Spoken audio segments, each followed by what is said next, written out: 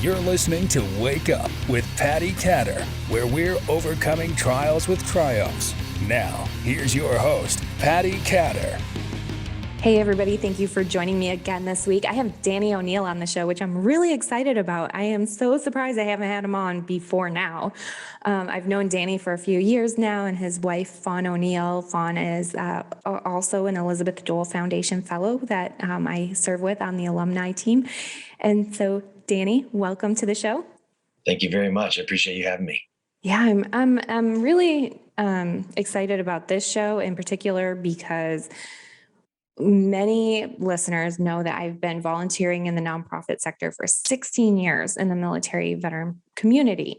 And I've seen the good, the bad, and the ugly of nonprofits. And you were talking about one specific incident online the other day about a nonprofit that wasn't a nonprofit, but we'll go into that shortly. I'd like you to please tell our listeners a little bit about yourself, where you came from and how you grew up. Yeah, so I was born and raised in Northern California. I was born in Stockton, and I graduated high school in Sacramento in 2000. So I had a little bit of a dysfunctional home. I had a split family, but it was awesome. I had a lot of siblings and cousins, big extended family.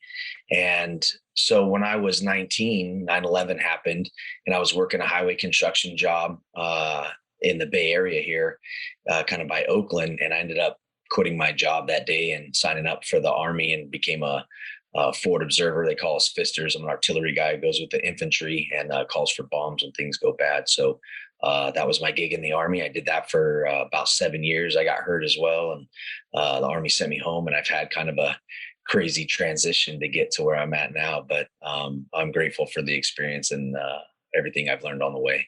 Mm-hmm. I think it's cool how the military community is so small. You're friends with my friend Boone Cutler.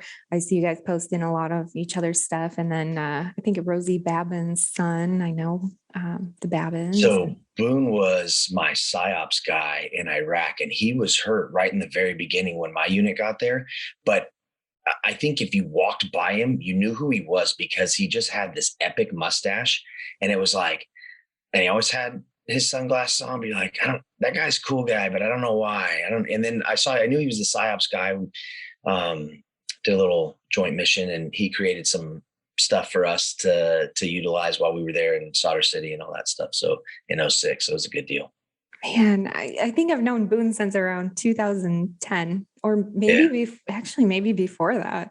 Yeah. But same thing. We actually, talked about his mustache and his sunglasses. Yeah. And, his I don't give a F attitude as long as it's the right thing. He helped break the story at Walter Reed, which was so fascinating to know that not only was he there during that time, but, he helped people really understand what it was like for our returning injured, service members.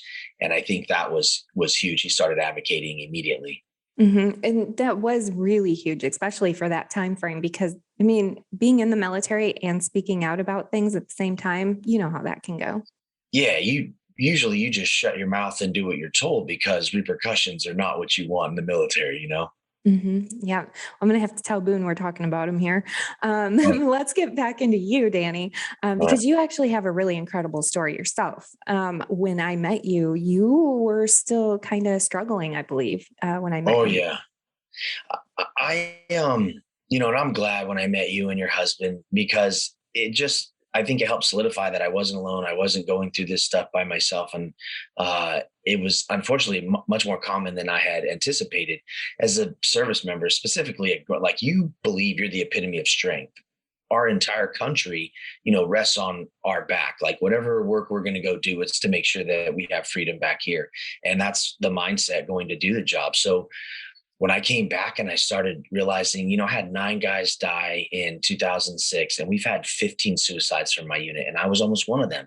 My mental health struggled. I didn't know how to communicate that I was struggling with this stuff, and I was carrying around this residue, this baggage every day. And to be honest, I should have known better. My dad's a Vietnam vet. I walked in on him when I was a freshman getting ready to commit suicide. My grandfather, his dad was in World War II. He was in the Battle of the Midway on the USS Hornet, which is a museum here now up in Alameda by Oakland. Taking my kids there. My grandfather did commit suicide when my dad got sent to Vietnam, and he's buried in the Golden Gate National Cemetery. It's tough for me thinking about this is what my family has passed down from generation to generation. So my last name is extremely rare. It's Oneel, even though it's O'Neill. And if you look up my last name in Revolutionary War, you can find another service member. And it's kind of crazy to me that when my dad's told me when I was a kid, oh, somebody in our family's fought in every war, I just kind of thought hyperbole, baloney. I didn't really know. And the truth is that it's exactly what we've done. And he was angry with me when I joined, but it wasn't his choice to make. And I'm grateful. All of my friends who've been hurt, same thing. Would they do it again? Every time. It's incredible. And history is kind of crazy when you get into the DNA part of things. I remember talking to my husband when we first started dating, and I said, well, did you know you were going to be in the military when you were a kid? He's like, yeah, that's all I ever wanted to do. And lately I've been studying about science, and it's crazy that you can actually pass things down in your DNA. So there's that. Well, I mean, think about even your dad. Mm-hmm. Yeah. Yeah. And your path as well. So it's I think awesome that you'll find these families who serve over and over. Mm-hmm. It is. It's incredible. Funny, somebody said, oh, when did you start podcasting? Is it just because of the military? And I'm like, no, actually, since I was a little kid, I had a microphone and my grandfather had a huge recording studio set up. So it was then. So, Danny, one of the things I want to talk to you about is, both of us have been very active online and doing different things in the military community and in other communities for myself as well. But one of the common factors that we've seen, I think, is we've seen the good nonprofits and we've seen some not so good things, right? Yeah. At the end of the day, it comes down to leadership. It's the number one asset on the battlefield. You'll hear it over and over again. And it's the same thing in any organization. And being that we do work in this realm, integrity is one of the biggest values that you want to see from an organization. And my wife and I started Warfighter Overwatch, and we're a veteran and first responder nonprofit. Our mission is to help curb the suicides plaguing both our veterans and our first responders. They go through traumatic events. They do it repeatedly. I had time from when I left Iraq until I got home. There were several days of travel, and we had a few debriefings, things like that, where they wanted to, say, hey, you're just coming back into this family or setting where they've been doing things without you, just kind of getting you prepared as best they could. It wasn't great, but it was, what they had at the time. I think that for me, at least, when I needed help and I found these organizations who were, trying to provide help, because it wasn't easy for me to ask for help. That was one of the hardest things. Like I said, we're supposed to be the epitome of strength. So asking for help and being vulnerable, that didn't really jive with who I was inside internally, right? And my brain was telling me some pretty bad things at the time about myself as well, that I was weak, that I was incapable of dealing with this stuff. And that was tough. It still is. But I know that it's not true, that, in fact, me asking for help is exactly what strength is about. And so we started Warfighter Overwatch to help these guys when they came back. So one of our biggest things is squad recons. And instead of it being reconnaissance, it's reconnection. So we bring them back, people who deployed together. We take them hiking in Yosemite or somewhere in the Sierra Nevada, something to that effect. We take them surfing. I get them huffing and puffing, kick their butt a little bit. And then I talk a little bit about my trauma and get them to understand that this is genuine. This comes from a place of experience. And I want them to open up with the people they went through their worst days with, because that's who they trust implicitly. But it's kind of this interesting dynamic where I was afraid to tell my guys, I'm not doing so good. I feel weak. Them specifically, right? It was easier for me to tell Fawn, my wife, that, something's off. I don't feel good about some of this crap. And telling them that, I felt like we degrade each other quite a bit. It's a sign of love in the military. I know you've seen some of this, but it's really, for me, it was really hard to sort of communicate that or articulate that I was struggling. So when I did, I found people who genuinely wanted to help. And I thought that was great. The problem is some of these people have a good heart or their heart's in the right place. And some people are just con artists, and they manipulate people to get them to do what they want. Unfortunately, here in my own local hometown in Folsom, California, we found one of those incidents of someone who was being dishonest with the community, and someone who's been here and kind of been a pillar for a while. Yeah, I think that's really hard. I myself found myself in a situation where I was volunteering for a nonprofit and raised some money, and it was supposed to go to one thing, and they tried like they were going to put it somewhere else. And I was like, oh my gosh, I just donated all my time to try to raise this money. It's going where you said it's going. Um, so luckily I found an attorney who was a military veteran, and he really pushed that organization to put that money where they said they were going to. If first of all, if you are volunteering for a nonprofit and that happens to you, realize that if a nonprofit says that that money is going to go to some place, it has to go to that someplace. For instance, this was supposed to go to a military veteran, so it has to go to that. Otherwise, it's fraud. So there are legal repercussions if a nonprofit's not doing what they say that they're going to do with the funds that you raise for them. So there's that. And then the other thing is, a lot of people don't know where to look to see what the nonprofit is, if it's registered, if make sure that it's a real nonprofit, right, Danny? That's kind of what happened here. Yeah. So I own a couple of businesses here as well. And essentially what happened was they asked for a donation and from my tattoo shop. And I said, no problem. So I own a tattoo shop, and a portion of every tattoo that gets done there goes to fund Warfighter Overwatch. It's kind of this really special place. I have an Honor the Fallen wall. My friends are in there, local heroes who have been killed in the line of duty are on there, and I tell their stories. I don't tattoo people. You don't want me drawing on you. But I tell their stories because that's important to me. I want everyone who comes in there to know kind of who we are and what we represent, which is why I'm literally across the street from Folsom Police Station and literally on the same street just down the road from Folsom Prison. However, I said, no problem. We'll donate a few hours of tattoo time, some swag, some tattoo care. Fawn followed up and said, hey, I need your EIN number. I was trying to find it. So, for the tax deduction, because this is from the business. It wasn't personal, though it wouldn't have made a difference either way. And people should absolutely check out and verify who you're sending your money to. I really don't care who it is or how long you've known them. And this is exactly why. So my wife was given an EIN number and went and checked, and it came back to nothing. And so what we're checking at is at the irs.gov website, and it shows tax exemption organizations, right? And it lists all your 501c3s and kind of gives you some information about them, right? And it's stuff that has to be public. They have to show you where they're putting their money. They have to show you how much of it goes to programming versus overhead costs or paying someone to work there, right? Things like that. So we're all volunteer at Warfighter Overwatch. It's, all this stuff is pretty easily verifiable. Well, she said she was a 501c3, had it on all of her social media stuff, but she wasn't. And when we went and checked, I was astonished, to be honest with you. I was shocked, but I knew at that moment that what she'd been saying was a lie. So I didn't go say, hey, you've been lying to me, and be confrontational like that. Initially, Fawn said, hey, I couldn't verify you on the EIN number. And the response we got was, do you want to talk to my lawyer? Oh my word. And Fawn said, listen, I'm a donor. I'm just trying to make sure that everything's copacetic. And I don't think you should probably respond to donors like this. And then she just continued to get rude. She said, I've donated money to Warfighter Overwatch, and this is $750. Really? Like it was not a big deal.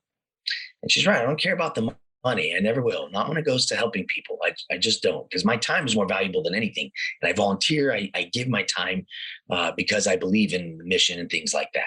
Yeah. So, which is exactly why you do it. Patti, I know that this is at your heart, right? So I won't lie. She's articulate. She communicates that she's passionate about this. And her husband, who's part of this, served. And, so that makes it even harder for me that he's a veteran. And when we confronted her and said, hey, we can't find anything. And you're also conducting an illegal, because California has specific rules, right? Specifically about raffles. So she's not a 501c3. She's not allowed to hold a raffle. And she's doing it currently right now. We're going to try to get it stopped. It's like, I don't want to take my time and go do this. I didn't even want to be the person who starts drama or anything like that, I gave her a chance to say, hey, we're not a nonprofit. Here's your money back. For anyone who's donated, you're more than welcome. But that's not what happened. Instead, she blocked us from social media, put that she was pending 501c3 now. And she gave me a lawyer, or a letter from her lawyer, he's a bankruptcy lawyer on LegalZoom. And so I was terrified. Yeah. And so I just said, listen, it's libelous if I'm lying, but anything I said, I have proof of. And I sent him the proof, and no response from him, because I asked, what part did I say that was defaming? And I know the answer is nothing. The sad part is she has taken thousands of dollars from people who are fellow business owners like myself, and they didn't know. So when I made a video on social media and said, hey, you guys should be aware that this person is not a 501. This organization is not a 501c3, though they've been saying that. And here for at least a year, looks like possibly 2.5 years. And the lawyer, the letter that they had written stated that they had filed for their nonprofit status on December 20th or something to that effect of 2021. So they're still not a 501c3 right now. And they're still collecting donations, things like that. But I had records that showed she was taking donations before that. And, when I sent that to him, no response. Yeah, that's the thing, because as a nonprofit or somebody who files the nonprofit paperwork, it can take up to a year. So you can say you can go ahead and donate under the 501c3 preference, but you also have to say it's pending and it should go through within the year, right?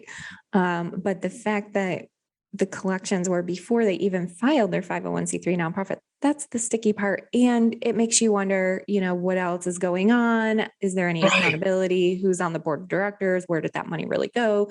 And you have to be really transparent about all that. Yeah. And the funny part was, in the beginning, if she would have said, you know what, you're right, I'm going to tell everyone, I would have left it alone. But when she said, do you want to talk to my lawyer to fawn? I said, what, I'm not even going to do any digging. I'm going to do a little bit of light scratching and see what I come up with. Mm-hmm. And it was apparent immediately that she was taking donations before she had filed and saying that she was indeed a 501c3 when she was not. And so that part, it made me sad. It made me frustrated and angry, because it makes good nonprofits look bad. You don't know who to trust when people are trying to do the right thing. And, the reason I do Warfighter Overwatch is specifically because my brothers came back and they didn't know we have guys who are amputees, double amputees, Paralympians now, sled hockey guys who are missing both legs. And, they deserve help. They deserve everything this country has to offer, because they can't go out and work and, do the stuff that they were supposed to do. Their life got changed dramatically at a very young age. You're talking 19, 20, 21 years old. So we're using their injuries to swindle people. Not while I'm watching. Integrity is too important for me. Yeah, that's the thing too, is, I think we do it because we're passionate about it. Like, when I was raising that money for the one nonprofit, I was donating so much of my time over full time. Plus I take care of Ken's schedule. I take care of Ken's stuff, and we have kids, and there's other things I could be doing with my time. And you don't get that time back. Exactly. Yeah. And it's hard because I think that being taken advantage of by a nonprofit system is the worst, I think, because you really have these great intentions, right? Yeah. And it's not easy fundraising. So you fundraising for this nonprofit that you thought was a nonprofit, that's your time. It's your customers' time. And I mean, you're also your word putting it out there. It's frustrating. Well, let me ask you this. How did you feel when you found out that the nonprofit you were fundraising for was not going to use the money like they said? Oh man, I was like, damn you, that's not you think that that's going to happen, but it's not on my watch. That was my exact same thing. I said, listen, because I didn't want to make the video. I didn't. I even asked a lawyer, hey, if I make this video, am I going to get in trouble? He said, they can try, but as long as everything you said is truthful and you can prove, no. So I sent him what I had, and he said, have at it. And he's definitely one of those, he loves the First Amendment, and he knows it's protected by the Second Amendment. He loves this country. He's very patriotic.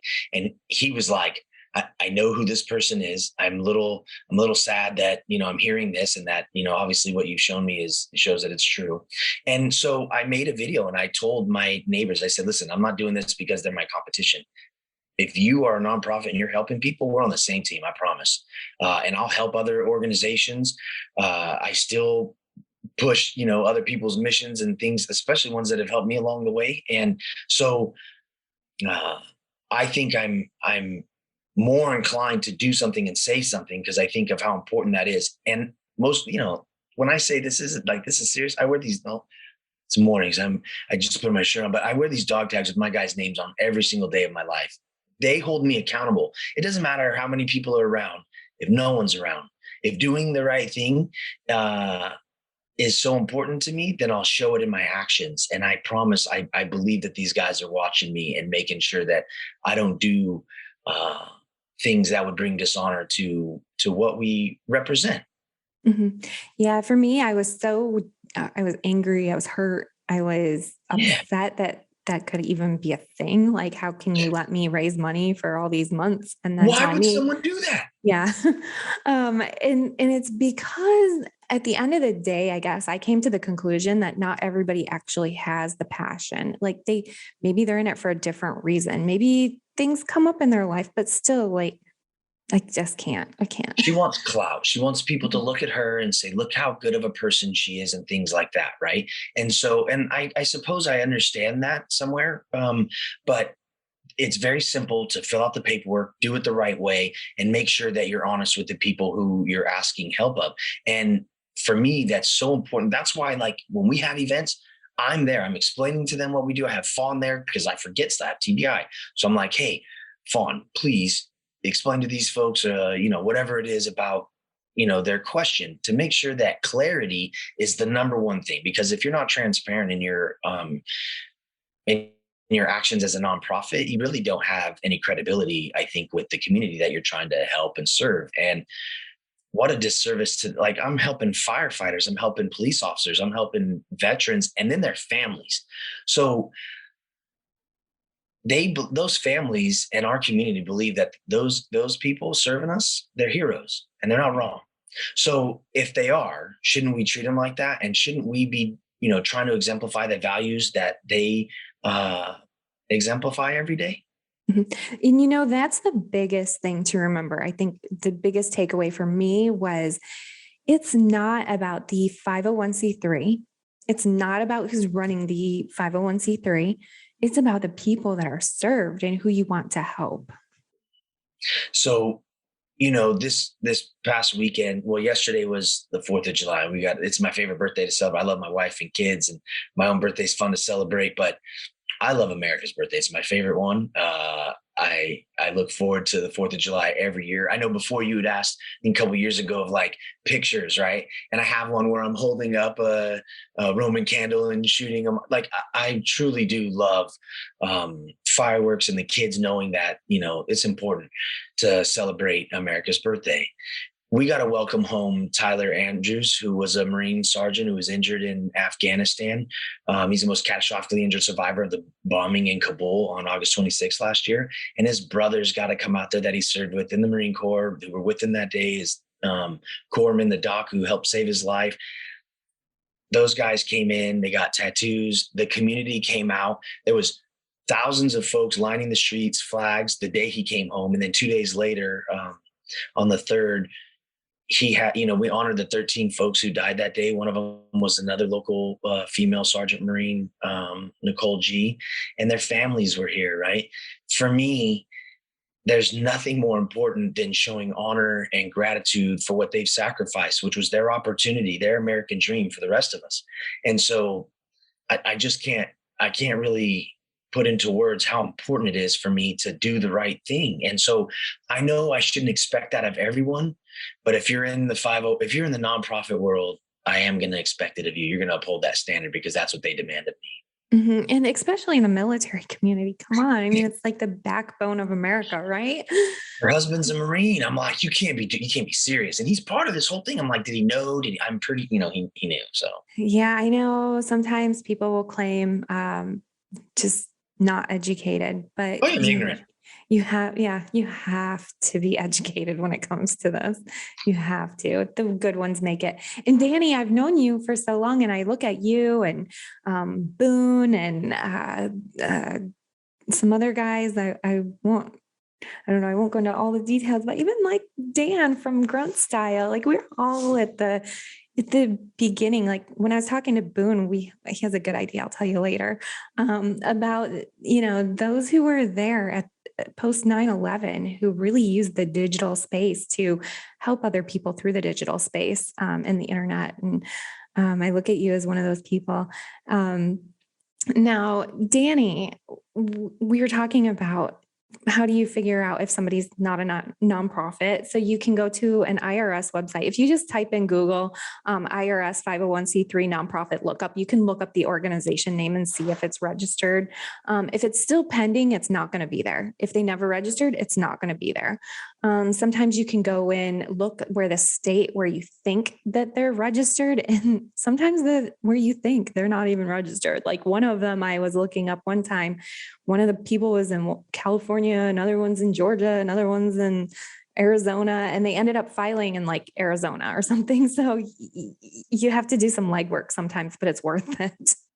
It really is. I implore everyone who, is driven to donate, who finds a cause that they believe is worthy of their time and or money, verify them. Listen, you trust, but verify. Same thing we do in the military, right? You trust that what they told you the truth, but you verify it to make sure. And that way it's just a, kind of a back brace or just something, just an assurance that you're going to donate your time and money to an organization that's really doing what they say. And that's why, so I made another little screenshot because I had someone who people question what I was saying. Why would you do this? Of course you're going to get those people, So one's calling you right now. Yeah, that was terrible. That should not It happens. It happens. So, I think it went to the computer because my phone is off. Totally happens. Yeah, it's just, it's so important to verify that they're telling you the truth because you never know who's trying to use your goodwill as an opportunity to take advantage of people. And it's sad, but it's true. And so it's just important to do, to check. Yeah, you mentioned, some people were questioning why you're doing this or that. It's kind of funny because I actually have somebody going to be on my show. I think we record tomorrow, and it's talking about digital footprints and cyberbullying. And no matter what, I mean, you can do all the good in the world. You're going to have somebody out there like start questioning you and interrogating you. And don't get sucked into that, though, Danny. You know what you're doing is right. Oh, yeah. Block and delete. Who cares? Yeah, cutting fat and having my boundaries was one of the hardest things because I wanted to be a yes man in that when someone asks for help, I'm there to help. And I do that quite a bit. It's hard for me. I don't really say no to many people who need help. However, which is why I was donating to her in the first place because she asked, right? No problem. Let me, but when the response is something derogatory, rude, it makes you question what's going on. So I asked a few people, hey, what do you know about these guys? And everyone said, I don't know what they do. I don't know what they're doing with the money. I don't know this or that. And then I said, that was too many independent, questioning folks. I'm gonna look a little harder. And that was my due diligence. And I'm glad. So like you said, it's so important to be organized and transparent. I would have been doing probably what she did. I wouldn't have filed paperwork. I have fun. We'll make sure that all my T's are crossed, all my I's are dotted, and everything that we do is legit. It's on the up and up. And so that's why I know when I go talk about me and my friends, and this is why we do this, it's real. Mm-hmm. Hey, I do have a question for you that's a little bit aside from this.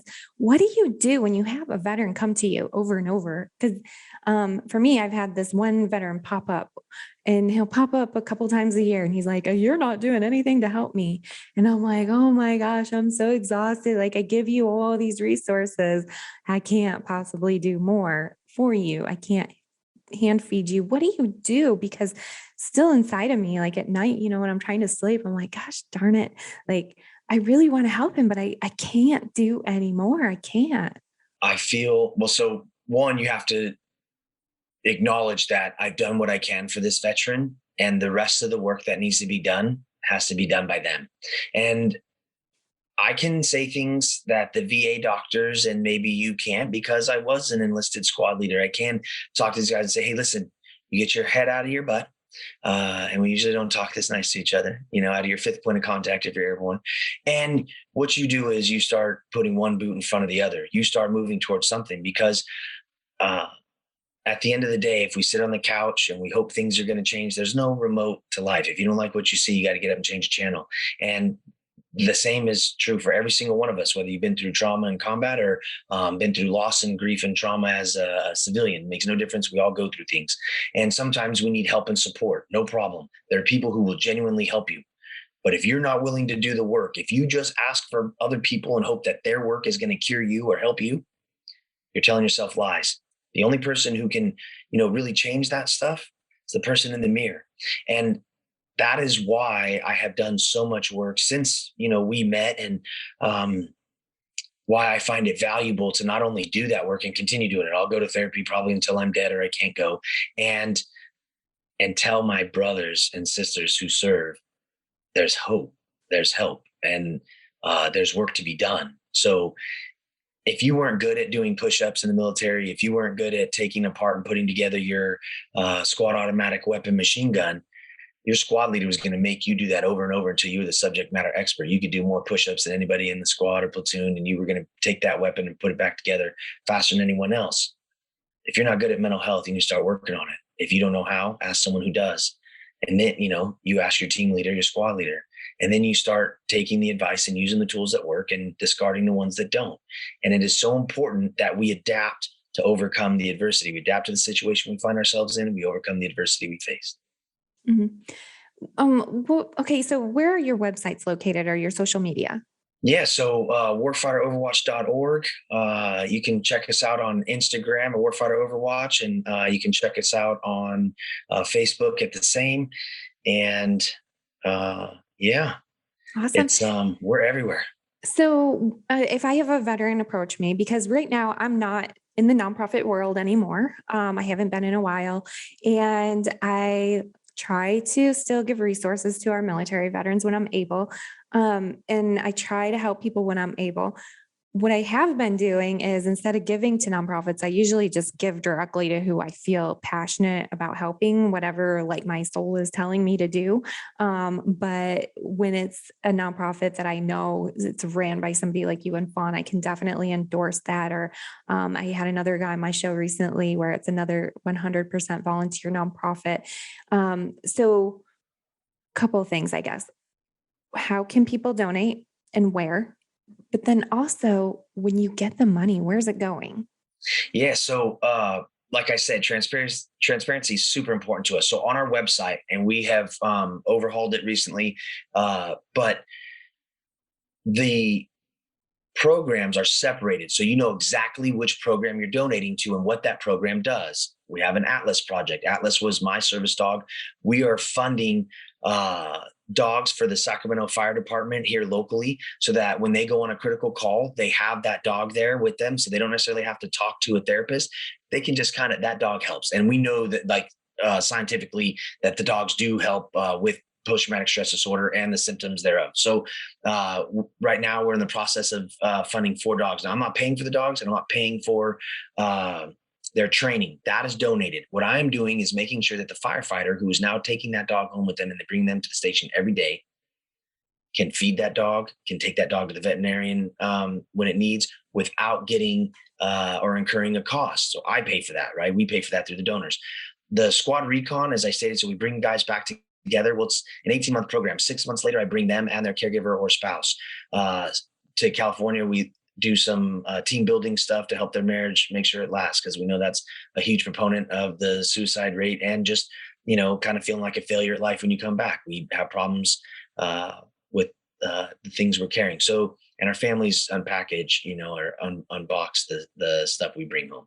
So 6 months after that, we bring just a spouse or caregiver back, because we're here in Northern California, have Lake Tahoe nearby and Napa Valley not far. So we give them some respite. We let them go to the spa and just kind of rejuvenate, fill their cups. And what we're really doing is building out that support system for the veteran and their spouse. If this veteran's not doing good, the spouse will reach out to people because they know them, they know their names, they spend time with them, they're willing to say, hey, John's not doing good. Will you tell Tim to give him a call?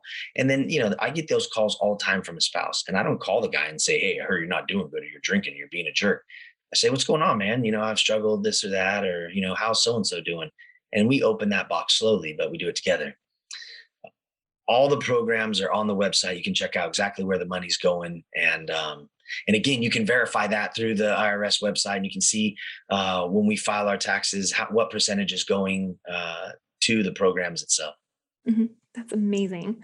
Awesome. Awesome, Danny. I'm so proud of you, and I'm so proud of how far you've come. And I'll never forget meeting you in person with your patriotic outfit on. Oh yeah, that was a great time down there. So, that was such an amazing weekend itself. It really helped. And that was the first time I'd actually seen Boone in person since he was evacuated from Iraq. Wow. And because of the work that, we've done and the inspiration from you and people like Boone in my life, we got Nonprofit of the Year this year. And it is, for me, the most tremendous thing, not because we got the award, but because someone recognizes that this work is important. And for me, that's all the marketing I need. I don't need your money to do marketing. I need that symbol that I can go share with other people and say, we're legit and our mission is real. Mm-hmm. Love it. Validation. Love it. Yeah. Well, thank you, Danny, for being on the show. And everybody, thank you for listening. And make sure you go over to Danny's websites, and you're going to see it on the screen if you're watching. If you're listening, check our show notes for all of the links, and follow Danny because, man, he's super inspirational, and I'm waiting for him to start that podcast.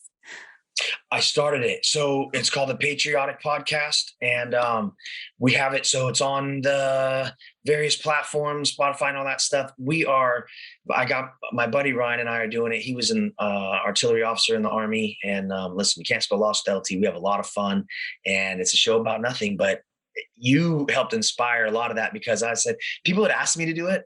And I was like, Patti does this and she's been doing it forever. I'm going to do it. I'm gonna go out there and do it. And it's been very rewarding so far. We're very early, but we love it.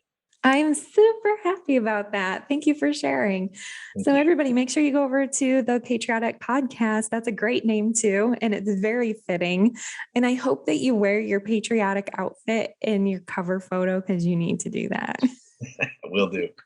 All right, everybody, thank you for listening. And Danny, again, thank you for being on the show. And I look forward to keeping up with you and having you on again in the future.